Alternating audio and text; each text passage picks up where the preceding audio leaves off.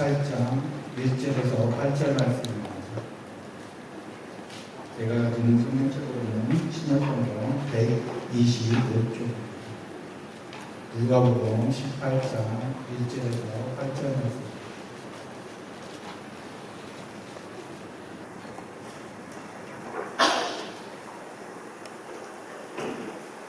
찾으신 줄 알고 한 절 한 절 교독하겠습니다. 예수께서 그들에게 항상 기도하고 낙심하지 말아야 할 것을 비유로 말씀하여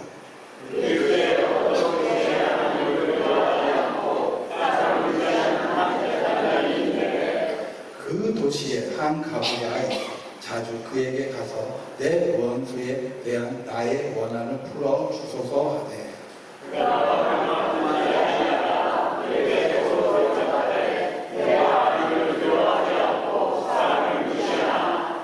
이 가부가 나를 번거롭게 하니 내가 그 원한을 풀어주리라. 그런지 아니하면 늘 와서 나를 괴롭게 하리라 하였느니라.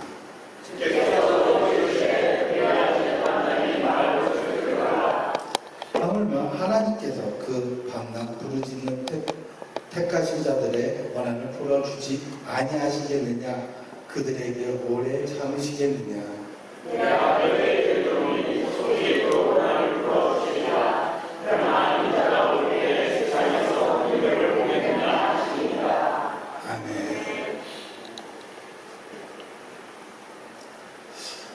함께 읽은 본문은 예수님께서 제자들에게 들려주셨던 비유의 말씀입니다.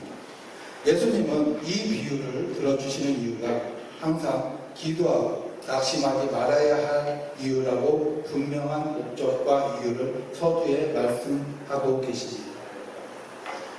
우리는 예수님이 들려주셨던 이 비유의 말씀을 너무도 자주 들었고 자주 잘 알고 있습니다. 어떤 도시에 하나님을 두려워하지 않고 사람을 무시하는 재판장이 있다고 합니다. 6절 말씀에 의하면 예수님은 이 재판장을 불의한 재판장이라고 지칭하고 있습니다. 이것은 예수님의 말씀을 듣고 있던 제자들에게는 매우 통쾌하고 시원한 비유였을 것입니다. 당시에는 재판장이라는 직업이 없었다고 합니다. 유대인들은 시시비를 가려야 하는 소송의 문제가 발생할 때는 장로를 찾아갔습니다. 그러므로 장로들의 업무와 비슷한 성격을 띤 재판장이라는 직업은 일부 사리사욕의 음모자들이 만들어낸 직업이었다는 것입니다. 사람들은 돈을 들고 재판장이라는 직업을 샀고 가난하고 힘없는 자들에게는 엄격한 법의 잣대를 들어대며 폭리를 취했습니다. 그래서 사람들은 재판장들을 향해 도둑 재판장이라고 불렀다고 합니다. 따라서 예수님이 하나님을 두려워하지 않고 사람들을 무시했던 재판장들을 향해 불의한 재판장이라고 지칭한 것은 직접적인 표현이었습니다. 사람들은 불의한 재판장이라는 표현에 막힌 속이 뻥 뚫리는 기분이었을 것입니다. 불의한 재판장에게 가부가 원한을 풀어달라고 자주 찾아왔습니다. 당시에는 여자와 아이들은 사회적인 신분의 존재감이 없었습니다. 지금의 사회에서는 있을 수 없는 일이라고 여겨지지만 수를 셀 때면 숫자에 포함되지 않는 존재들이었습니다. 특히나 여자들은 남자들과 동행하지 않고는 공적인 자리에 참석한다는 것은 상상도 할 수 없는 일이었습니다. 그런데 본문에 등장하는 이 가부는 혼자 재판장을 찾아갔습니다. 이것은 재판에 동행할 수 있는 남자가 없었다는 것을 의미합니다. 이 가부에게는 친인척이 존재하지 않았을 뿐더러 심지어 아들도 없어 아주 외롭고 비참하고 처참하게 슬픈 일을 가지고 있다는 것을 표현하고자 했던 의도로 해석되었습니다. 그리고 이 슬픔은 피해자의 입장에서 너무도 억울한 한이 되었습니다. 억울함의 한이 가슴에 사무쳐 원한이 되어버린 가부가 자주 불의한 재판장을 찾아갑니다. 불의한 재판장은 얼마 동안은 가부의 얘기를 듣지 않았습니다. 그러다 후에 불의한 재판장이 생각을 합니다. 내가 하나님을 두려워하지 않고 사람을 무시하지만 이 가부가 나를 번거롭게 하니 내가 원한을 풀어주리라. 여기에서도 우리는 불의한 재판장이 가부의 원한을 풀어주겠다고 결심하는 이유에 대해 생각해 보아야 합니다. 불의의 재판장은 가부가 나를 번거롭게 하기 때문이라고 합니다. 여기에서 번거롭게라는 것은 우리가 생각하는 것처럼 귀찮게 한다는 것이 아닙니다. 왜 이렇게 나를 따라다니며 괴롭혀 애따 먹고 떨어져라 라는 의미가 아닙니다. 번거롭게 한다는 단어의 두 가지 뜻을 가지고 있습니다. 첫째는 눈밑을 치다입니다. 이 말은 본문의 상황에 맞게 표현한다면 가부가 내 눈밑을 반복해서 쳐서 재판장의 눈이 멍이 들었습니다. 그러다 보니 사회적 지위와 신분을 가진 재판장이 도저히 부끄러워서 살 수가 없다는 것을 의미합니다. 둘째는 지치게 만든다는 것입니다. 이것은 믿음의 자인 히브리서 11장에서 믿음의 사람을 소개하면서 표현했던 세상이 감당할 수 없는 사람과 같은 뜻입니다. 즉, 이 말은 그 어떤 고난과 역경으로 인해 쓰러지고 뿌리가 뽑힌다고 해도 또 살아나고 또 일어선다는 것을 의미하는 것입니다. 그렇다면 본문에 등장하는 이 가부는 어떤 억울함이 있었기에 끈질기게 불의의 재판장을 찾아가 원한을 풀어달라고 하는 것이었을까요? 그 원한이 무엇인지 성경에는 기록되어 있지 않아 정확히 알 수 없지만 아마도 고위 관리직의 자폭과 폭리로 인해 억울함이었을 것입니다. 당시는 로마의 헤롯 성전을 짓고 있었습니다. 헤롯 성전을 짓는데 필요했던 자재들은 대부분 백성들의 피와 땀과 노동의 착취물을 갈취하는 것으로 지어졌을 것입니다. 그러니 그들의 삶은 얼마나 막막하고 힘들었을까요? 그래도 가난하고 소외되고 비참하기 짝이 없었던 이 가부가 할 수 있었던 것은 재판장을 찾아가 자신의 억울함을 풀어달라고 간청하는 것 외에는 없었을 것입니다. 예수님은 이 가부의 간청을 기도에 비유해서 말씀하시고 계시는 것입니다. 우리는 이 부분에서 우리가 기도하는 이유와 기도의 대상에 대해서 다시금 정리해 볼 수 있습니다. 우리는 우리의 힘으로 스스로 해결할 수 없는 것들에는 기도에 큰 비중을 두지 않습니다. 칼질을 하다가 손을 베거나 감기 몸살에 걸렸을 때 기도를 하지만 그리 많은 시간을 투자해서 기도를 하지는 않습니다. 우리가 하는 대부분의 기도는 도저히 우리의 힘으로는 어쩔 수 없는 것들입니다. 그러다 보니 주여라고 시작해서 주여로 마치는 경우가 많습니다. 또한 우리가 기도를 하는 대상은 온 우주 만물을 창조하신 전능하신 하나님이십니다. 하나님은 그 크신 하나님의 능력으로 우리의 기도를 들어주실 것이라는 것을 믿는 그 믿음을 가지고 우리는 기도를 합니다. 그리고 그 믿음이 우리를 기도의 자리에 머물게 합니다. 그 믿음이 우리로 하여금 기도에 대한 확신을 가지고 크고 작은 삶의 문제를 하나님께 내어놓을 수 있게 합니다. 그 믿음이 지금도 내 삶에 속한 역경과 고난 속에서도 하나님에 대한 믿음과 신뢰를 저버리지 않게 합니다.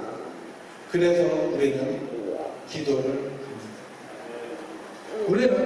우리가 드리는 기도가 얼마나 정당한지, 얼마나 절실한지를 하나님께 아립니다. 그러면서 우리는 기도가 응답되기를 간절히 원하고 또 원합니다. 그런데 참으로 안타깝게도 우리의 기도는 쉽게 응답되지 않습니다. 우리의 기도는 분명 하나님 앞에서 정당하고 올바른데 하나님은 대답이 없으십니다. 침묵으로 일관하시거나 나의 고통과 아픔을 외면하고 계시는 것만 같을 때가 너무도 많습니다. 성경에는 소경이 눈을 뜨게 하고 다리를 저는 자를 고치시고 죽은 자를 살려내시는 기적을 일으키셨으면서도 우리의 기도에는 무관심할 때가 있는 것처럼 느껴져 낙심하며 좌절할 때가 너무도 많이 있음을 경험하고 하게 됩니다. 그러나 우리 하나님은 우리에게 결코 무관심하지 않습니다.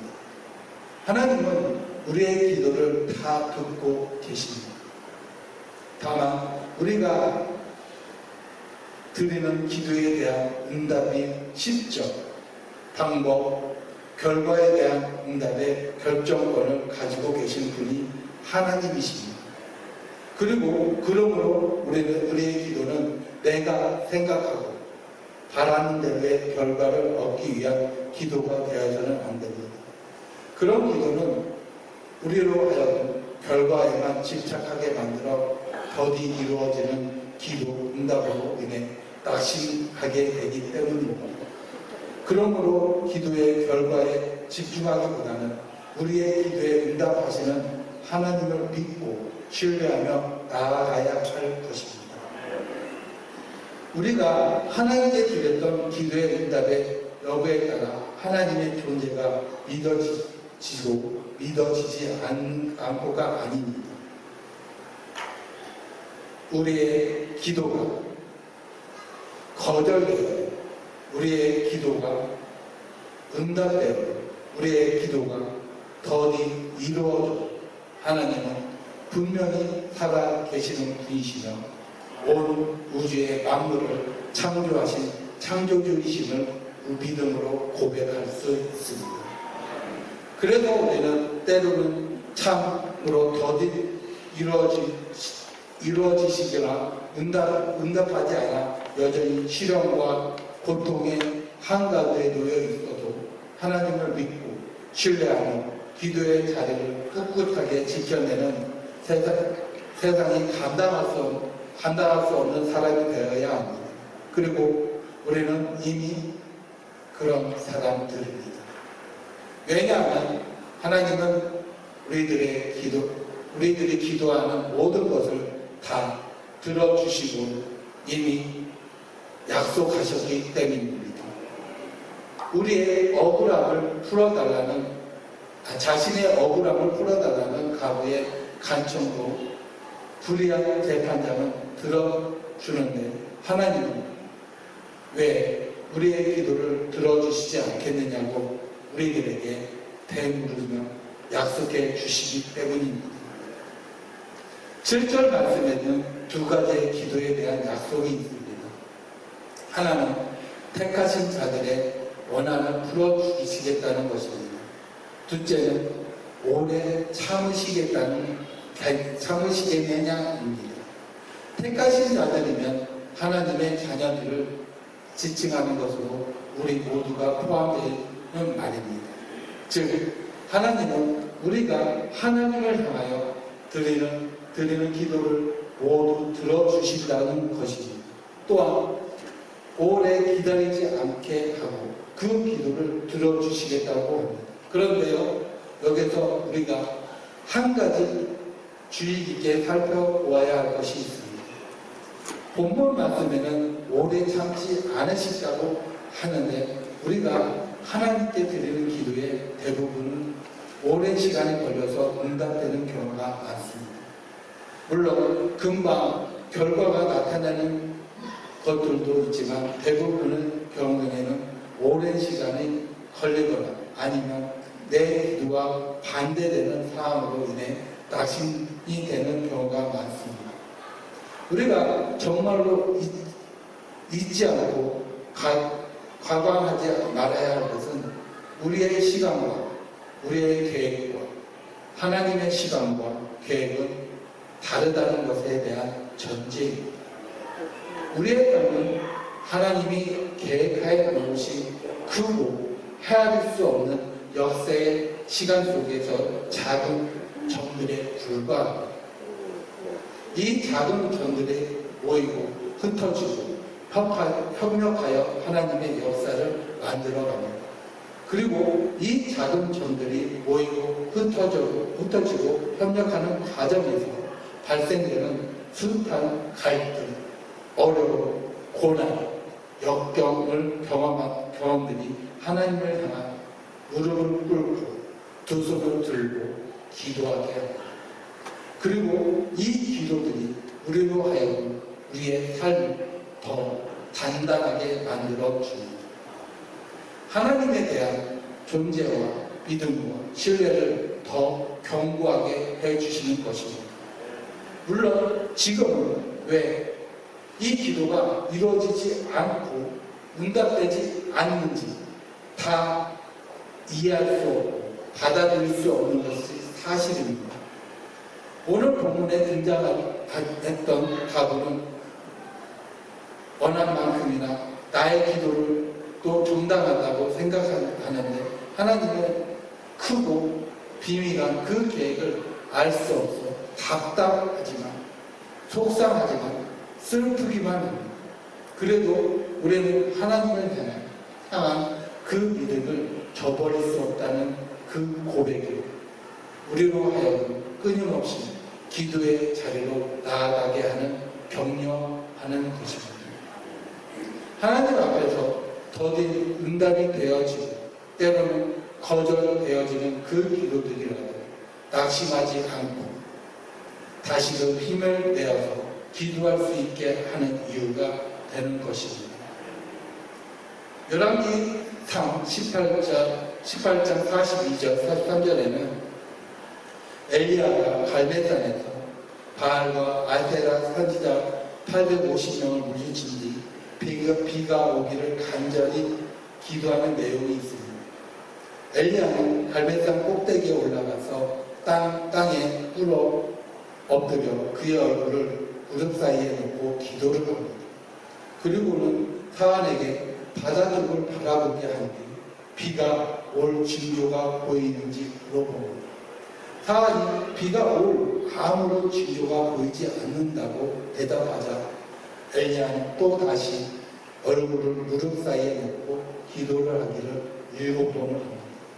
그러더니 그제서야 바다에서 사람의 손만한 작은 구름이 일어나는 것을 확인하는 후에야 자리에서 일어납니다. 엘리야가 땅에 꿇어 엎드려 그의 얼굴을 무릎 사이에 넣고 기도를 7번 하는 것은 아주 오랜 시간을 간절히 기도했다는 것을 의미합니다. 그냥 단순히 비가 오게 해주세요가 아니라는 것입니다. 얼굴이 무릎 사이에 들어간다는 것은 한두 번 기도를 해서 취할 수 있는 자세가 아니기 때문입니다. 종종 하나님이 자기의 간절한 기도를 들어주지 않아 낙심이 된다 못해 화가 나서 분노가 치밀어 오를 때가 있습니다. 어떻게 하나님께 내 기도의 정당함을 증명해 보일 수 있을까요? 내가 정말로 하나님의 이겨 먹을 수 있었으면 좋겠다. 그래도 하나님이 내 기도를 들어주셨으면 좋겠다라고 생각할 때가 있습니다. 그런데 오늘 본문의 말씀으로 어리석음을 다시금 하나님 앞에 회개했습니다. 그 이유는 함께 읽은 8절의 말씀으로 인해 큰 위로와 깨달음을 얻었기 때문입니다. 8절의 말씀에는 인자라는 단어가 나오는 것을 볼 수 있습니다. 인자라는 하면 예수님을 의미하는 단어이며 그 이 단어가 의미하고 있는 시점은 예수님이 다시 오실 재림의 시간을 의미합니다. 2000년 전에 예수님은 이 땅에 오시고 십자가에 죽으시고 부활하시면서 다시 오실 것을 우리에게 약속하셨습니다. 우리는 지금 그 다시 오실 예수님을 기다리는 그 시간을 향해 걸어가고 있습니다. 그리고 우리는 예수님이 오실 때 그날에 그 시간에 우리가 하나님께 드렸던 숱한 기도가 하나도 빠짐없이 응답되어졌다는 것을 확인할 수 있기 때문입니다. 새벽에 찬 이슬을 맞으며 교회에 와서 두 무릎을 조아리며 간절히 기도했던 그 숱한 기도의 제목들이 모두 다 땅에 떨어져 없어지는 것이 아니라는 것을 확인할 수 있기 때문입니다. 그때가 언제인지는 비록 알 수는 없으나 예수님이 분명히 이 땅에 오실 때 우리가 기도하며 흩어 흘렸던 그 수많은 눈물들이 내 대한 위로해 주실 것입니다. 그리고 우리가 예수님을 만나러 가는 그 순간 하나님 앞에 서는 그날에 우리는 저 하늘나라에서 우리의 기도가 응답되어 결실되어 열매가 맺어진 모습을 우리는 바라보게 될 것입니다. 지금 이 자리에 우리가 이렇게 서 있는 것은 우리의 노력이 아닙니다. 우리의 공로가 아닙니다. 우리의 선조들의 믿음의 조상들의 눈물 어린 헌신의 기도 열매가 있었기 때문입니다. 바로 이것이 우리가 항상 쉬쉬하고 기도하며 낙심하지 않아야 할 이유가 되는 것입니다. 하나님은 우리의 기도에 분명히 응답하고 계십니다. 우리의 기도에 신실하게 응답하시는 하나님을 믿고 바라보고 신뢰하며 날마다 기도의 자리를 꿋꿋하게 지켜나가는 기도의 사람들, 믿음의 사람들이 되어질 수 있기를 간절히 소망합니다. 다시 한번 찬양하겠습니다. 말씀을 듣고 마라나타를 부르는 것과 말씀을 듣기 전에 마라나타를 부르는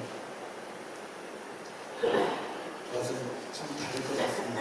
다시 한 번만 찬양하겠습니다.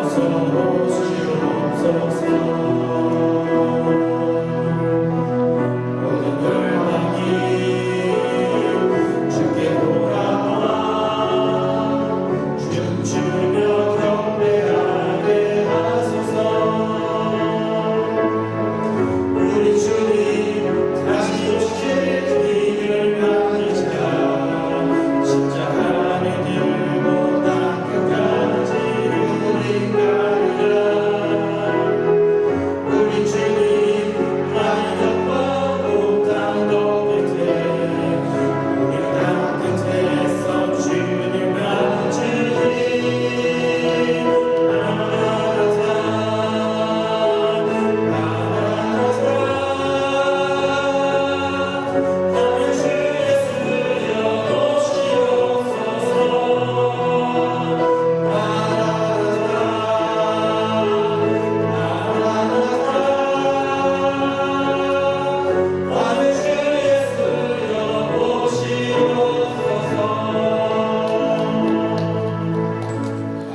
찬양의 힘을 이어 직사명교회 전도 주제가를 찬양하겠습니다.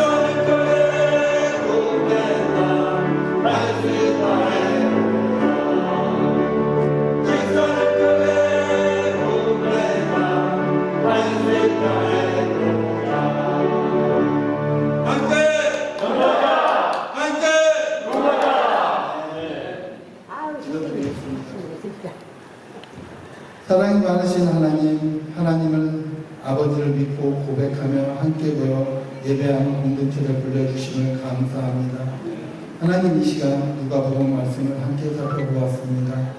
한 가부에 그의 믿음을 옛 사람으로 성장시켜 가던 것처럼 우리도 하나님 안에 날마다 하나님을 향한 믿음에 고백할 수 있도록 인도하여 주시옵소서.